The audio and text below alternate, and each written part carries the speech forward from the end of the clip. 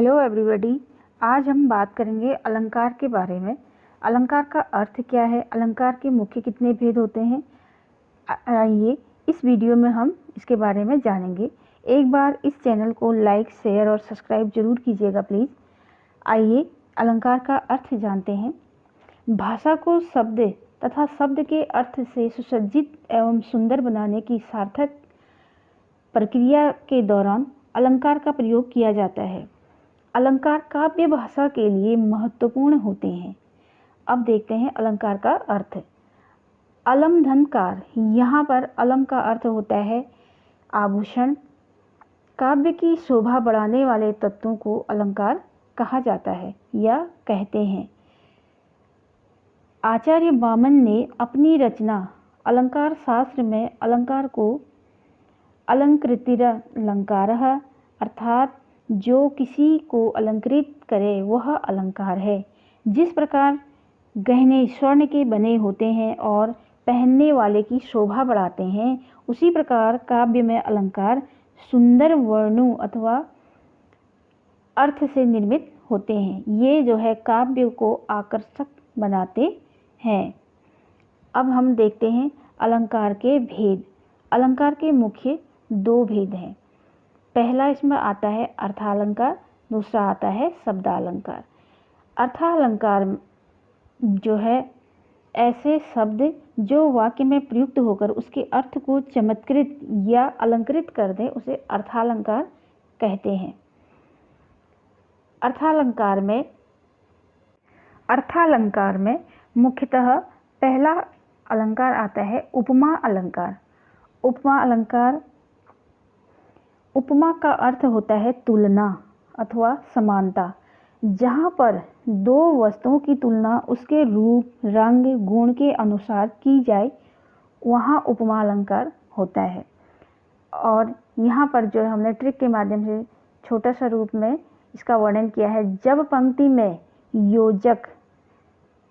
योजक आए, योजक चिन्ह आए, वहाँ पर जो है उपमा अलंकार होता है। कैसे? जब सा, सी, से, सरिस आए तो वहाँ पर उपमा अलंकार होगा।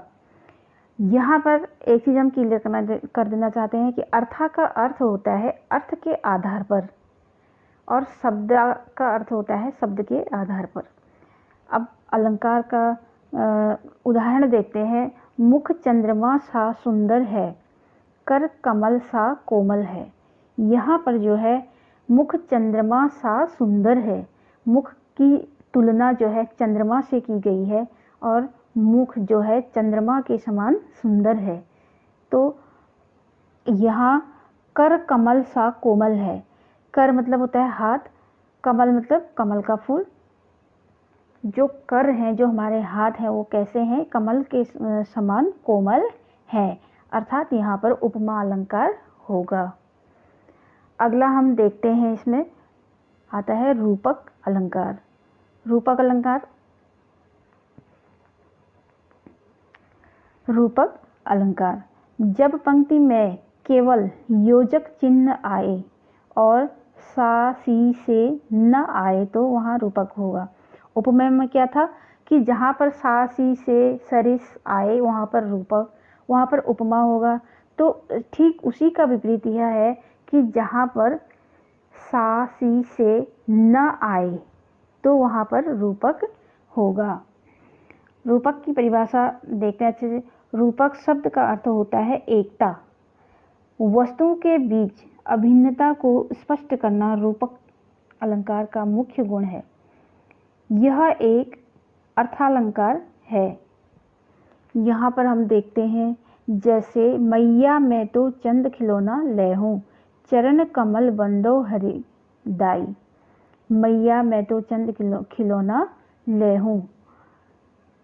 यहाँ पर जो है योजक चिन्ह नहीं आ रहे, यहाँ पर रूपक अलंकार होता है। हरि कमल पद, चरण कमल बंदो हरि राई। अब यहाँ पर अगला देखते हैं हम उत्प्रेक्षा अलंकार। उत्प्रेक्षा अलंकार, यदि पंक्ति में मनु, ज्यों त्यों, जनु, मनहु, मानो, जानो आदि आता है वहाँ उत्प्रेक्षा अलंकार होता है।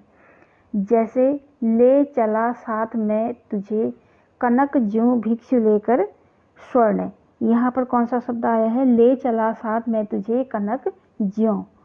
ज्यों शब्द आया है तो हमें पहचानना होगा कि यहाँ पर उत्प्रेक्षा अलंकार है। और नेत्र मानो कमल, यहाँ पर नेत्र मानो, मनु मानो ये आया है तो यहाँ पर जो है उत्प्रेक्षा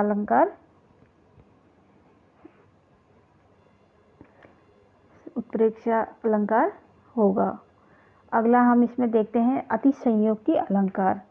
अतिसंयोक्ति जो नाम से ही जाना जाता है, अतिसंयोक्ति अत्यधिक बड़ा चढ़ा करके जिसका वर्णन किया जाता है उसे अतिसंयोक्ति कहा जाता है।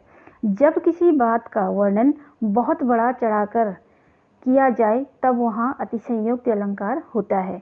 जैसे आगे नदियाँ पड़ी अपार, घोड़ा कैसे उतरे पार, राणा ने सोचा इस पार, तब तक चेतक था उस पार। यहाँ पर जो है देखिए आगे नदी बड़ी अपार, अब वो सोच रहे थे कि आगे जो है नदी बहुत बड़ी है, अपार है, अथाह है, घोड़ा कैसे उतरे पार। जो राणा साहब का घोड़ा था उसका नाम था चेतक, महाराणा प्रताप का जो घोड़ा था उसका नाम चेतक था। तो वो सोच रहे थे कि आगे जो है अपार अथाह सागर है और यह घोड़ा कैसे पार करेगा। राणा ने सोचा इस पार, तब तक चेतक था उस पार। राणा जो है इस पार सोच रहा है और तब तक उनके सोचने तक ही घोड़ा जो है नदी के पार चले जाता है। यहाँ पर एक बड़ा चढ़ा करके वर्णन किया गया है तो यहाँ पर अतिसंयोक्ति अलंकार होता है। अगला इसमें आता है मानवीकरण अलंकार। मानवीकरण, जब प्राकृतिक चीज़ों में मानवीय भावनाओं के होने का वर्णन हो तब वहाँ मानवीकरण अलंकार होता है।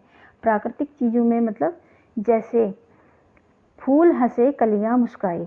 अब फूल हंसे मतलब फूल कभी हंसते हैं, कलियाँ कभी मुस्कुराती हैं? नहीं।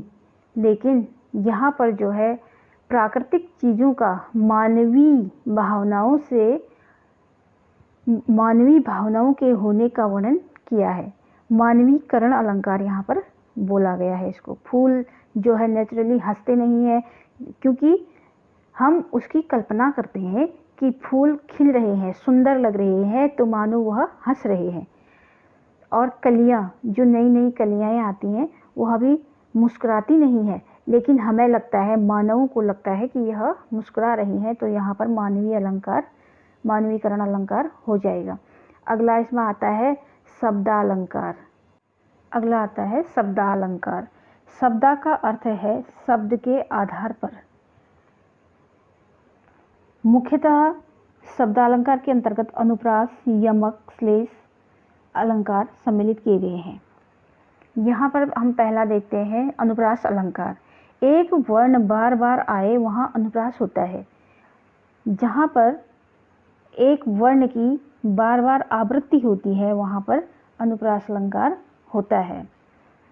जैसे चारु चंद्र की चंचल किरणें खेल रही थी जलथल में।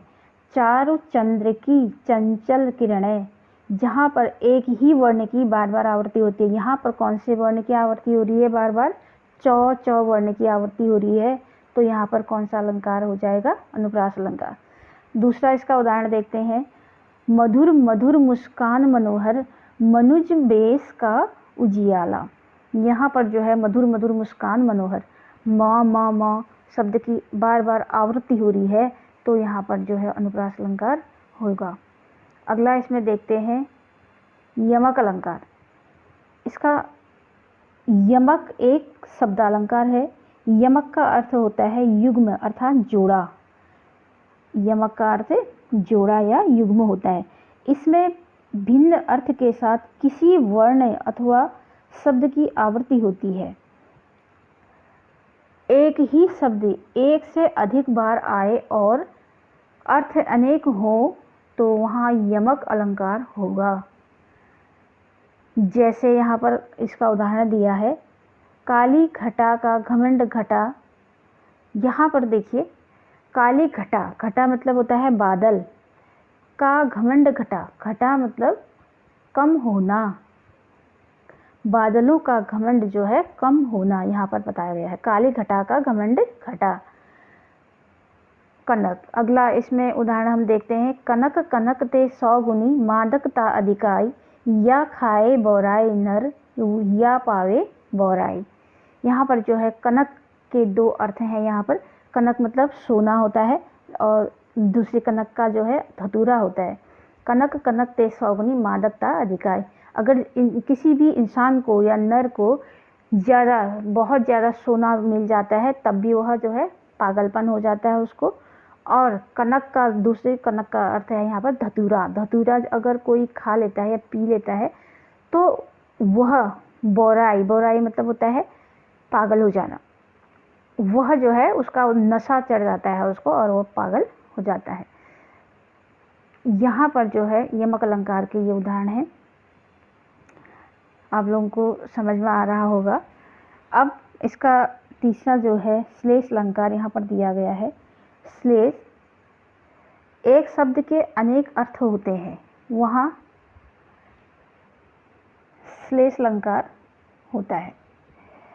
श्लेष शब्द श्लिष्ट शब्द से बना है। श्लिष्ट का अर्थ होता है संयोग। श्लेष अलंकार एक शब्दालंकार है। जब किसी शब्द का प्रयोग एक ही बार किया जाता है पर उसे एक से अधिक अर्थ निकलते हैं, वहाँ श्लेष अलंकार होता है। अब यहाँ पर हम देखते हैं इसका उदाहरण। रहीमन पानी राखिए बिन पानी सब सून, पानी गए न उभरे मोती मानस चून। यहाँ पर जो है रहीमन पानी राखिए, पानी का पहला अर्थ क्या है? पानी का पहला अर्थ मनुष्य के संदर्भ में है जब इसका अर्थ विनम्रता से है।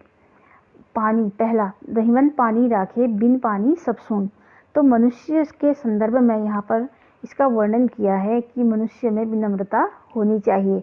रहीम कह रहे हैं कि मनुष्य में हमेशा विनम्रता होनी चाहिए, पानी होना चाहिए।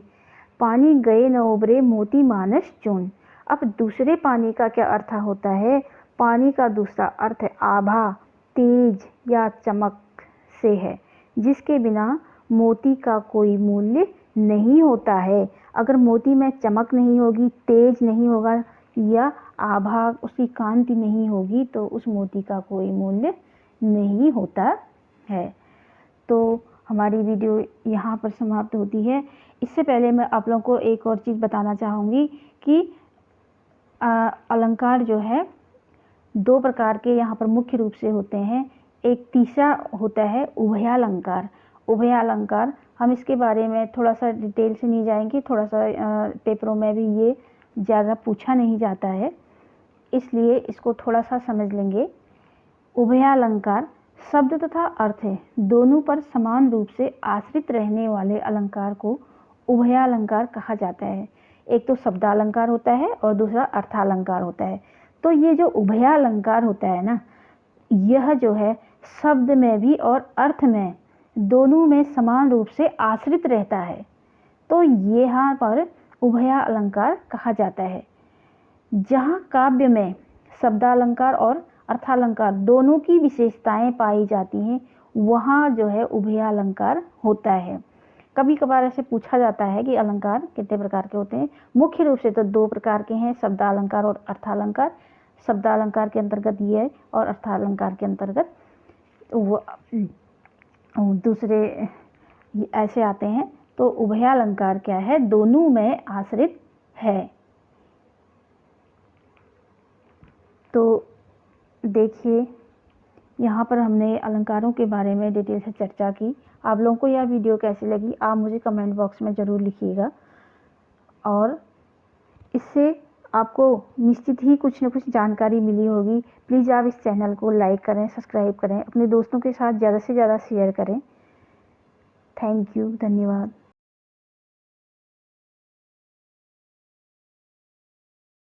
हेलो एवरीबॉडी, आज हम बात करेंगे समास के बारे में। समास का क्या अर्थ होता है, समास कितने प्रकार के होते हैं, आइए जानेंगे समास के बारे में। इससे पहले एक बार आप इस चैनल को लाइक, शेयर और सब्सक्राइब ज़रूर कीजिएगा ताकि आप तक सारी वीडियोज़ पहुंच पाएँ। समास क्या होता है? समास का अर्थ हम जानेंगे। समास शब्द दो शब्दों सम और एवं आस के मेल से बना है, जिसका अर्थ होता है संक्षिप्त, या समास का तात्पर्य जो है संक्षिप्तीकरण है। जहाँ पर कम से कम शब्दों में अधिक अर्थ प्रकट किया जाए वह समास कहलाता है। जैसे रसोई के लिए घर, रसोई घर, जैसे हमने बताया कि रसोई के लिए घर, ये एक वाक्य बन गया। उसका हमने संक्षिप्तीकरण किया, छोटा सा किया उसको, तो एक ही शब्द में उसका अर्थ बता दिया कि रसोई घर। उसके बाद समास के प्रकार। समास जो है मुख्यतः 6 प्रकार के होते हैं, या समास के मुख्य रूप से 6 भेद होते हैं। इसमें हमने छोटी सी एक ट्रिक बना रखी है। देखिए, द्वंद्वी अपतक, द्वंद्वी, द्व से होता है द्वंद्व समास, दी से होता है द्विगु समास, औ से अव्ययी भाव, ब से बहुब्रीहि, त से तत्पुरुष समास, क से कर्मधारय। यहाँ पर हम समासों के बारे में विस्तार से पढ़ेंगे। पहला हमारा आता है अव्ययी भाव समास। जिस समास का पहला पद अव्ययी तथा प्रधान हो उसे अव्ययी भाव समास कहते हैं। इसकी पहचान कैसे होगी? पहला पद अनु, आ, प्रति, भर, यथा, यावत, हर आदि होगा तो वहाँ पर जो है अव्ययी भाव समास होगा। इसकी एक ट्रिक है, ट्रिक से आप लोग याद करिएगा। अगर शब्द में उपसर्ग लगा हो, उपसर्ग क्या होते हैं? जो शब्द से पहले जोड़े जाते हैं उनको उपसर्ग कहते हैं, और प्रत्यय जो है शब्द के बाद में लगते हैं उन्हें प्रत्यय कहा जाता है। अगर शब्द में उपसर्ग लगा हो और शब्द की पुनरावृत्ति हो तो अव्ययी होगा, वहाँ पर जो है अव्ययी भाव समास होगा। जैसे प्रतिधन दिन, प्रतिदिन, आधन जन्म, आजन्म हो गया, अनुधन रूप, अनुरूप, यथाधन संभव, यथासंभव, प्रतिधन कूल, प्रतिकूल।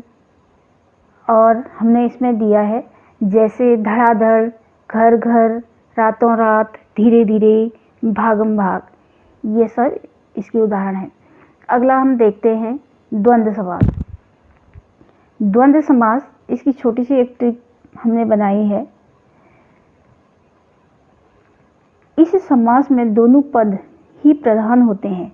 विग्रह करने पर और या चौ का लोप हो जाता है।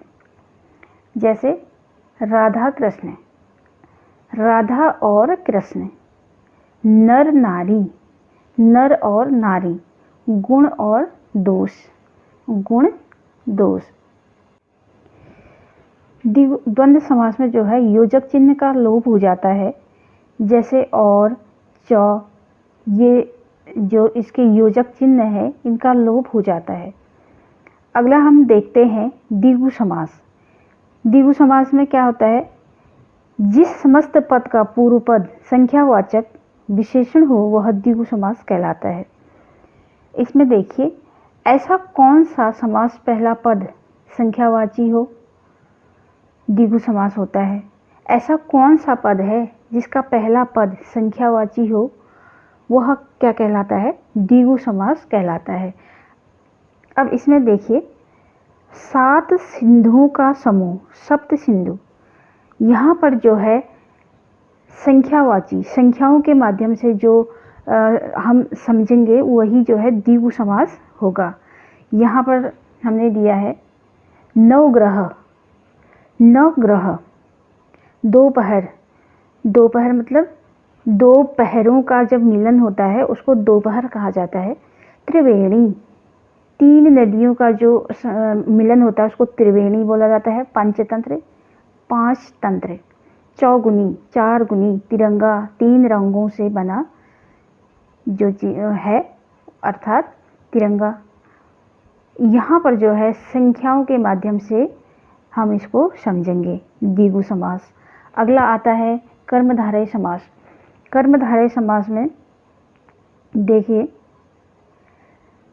इन दोनों समासों में कर्मधारय और बहुब्री समास में कुछ दोनों में ज़्यादा अंतर नहीं होता है, इसलिए हमने इसकी छोटी सी एक ट्रिक के माध्यम से बनाया है कि कर्म को धारण करने वाला विशेषण, जैसे लाल मणि, लाल है जिसकी मणि, चंद्रमुख, चंद्रमा के समान मुख है जिसका, महात्मा, महान है जिसकी आत्मा, वहाँ पर जो है कर्मधारय समास होगा। अगला इसमें हम पढ़ेंगे बहुब्री समास। बहुब्री, जिस समस्त पद में कोई पद प्रधान नहीं होता, दोनों पद मिलकर किसी तीसरे पद की ओर संकेत करते हैं, उसमें जो है बहुब्री समास होता है। इसको भी छोटा करके हम समझेंगे। इस समास में कोई भी पद प्रधान नहीं होता है। जब दो पद मिलकर तीसरे पद की विशेषता बताते हैं, तब वहाँ पर जो है तीसरा पद प्रधान होता है। जैसे लंबोदर, लंबा है उदर जिसका, अर्थात गणेश भगवान। दशानन, 10 है आनंद जिसके, अर्थात रावण, जिसके 10 सिर हैं वो रावण। चतुर्भुज, 4 भुजाएं हैं जिसकी, अर्थात विष्णु, किसी तीसरे की ओर संकेत कर रहा है, तीसरे के बारे में बता रहे हैं, तो यहाँ पर जो है बहुब्री समास होगा।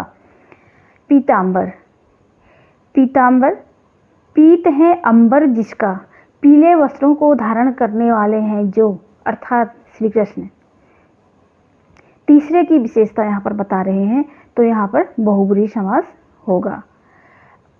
इसके बाद है नीलकंठ। नीलकंठ, नीला है कंठ जिसका, अर्थात नीला कंठ किसका है, कंठ मतलब गला, नीला है गला जिसका, अर्थात शिव जी। यहाँ पर जो है बहुब्री समास में तीसरे की विशेषता दी जाती है। बहुब्री हो तो ये ब और कर्मधारय हो तो कर्मधारय, अगर दोनों हो तो बहुब्री लगाएं। मतलब यहाँ पर ये समझा रहे हैं कि पीतांबर में अगर ऑप्शन में जो है हम कोई टेस्ट देते हैं, अगर पेपर में आ जाता है कि पीतांबर, वहाँ पर आता है कि बहुब्री समास, ऑप्शन में सिर्फ बहुब्री आए तो हमें बहुब्री लगा देना है। अगर कर्मधारय आए तो कर्मधारय लगा देना है। पीतांबर में कर्मधारय भी होता है और बहुब्री भी होता है। ये हमारा बहुब्री। अब आता है अगला तत्पुरुष समास। तत्पुरुष समास की परिभाषा हम पढ़ेंगे। तत्पुरुष समास, जिस समास के में बाद का अथवा उत्तर पद प्रधान होता है तथा दोनों पदों के बीच का कारक चिन्ह लुप्त हो जाता है, उसे तत्पुरुष समास कहा जाता है। अब कारक चिन्ह क्या होते हैं? कर्ता ने कर्म को करण से, करण के लिए, अपादान, संबंध, ये कारक चिन्ह होते हैं। इस समास में दूसरा पद प्रधान होता है। इसमें दो पदों के बीच कारक चिन्हों का लोप हो जाता है। दो पद दिए होते हैं और उसके बीच में जो है कारक चिन्ह का लोप हो जाता है। इसकी छोटी सी एक ट्रिक बनाई है। दूसरा पद प्रधान होता है, प्रधान। उदाहरण है जैसे राजकुमार, राजा का कुमार। राजकुमार मतलब राजा का पुत्र, कुमार। यहाँ पर जो है का शब्द का लोप हुआ है। राजकुमार, राजपुत्र, राजा का पुत्र, का विभक्ति का लोप हुआ है। यश प्राप्त, यश को प्राप्त। करुणापूर्ण, करुणा में पूर्ण। यज्ञशाला, यज्ञ के लिए शाला, यहाँ पर दिया है। अब हम देखते हैं तत्पुरुष समास के भी भेद होते हैं। कितने भेद होते हैं? विभक्तियों के नामों के अनुसार तत्पुरुष समास के 6 भेद माने गए हैं। पहला इसमें आता है कर्म तत्पुरुष।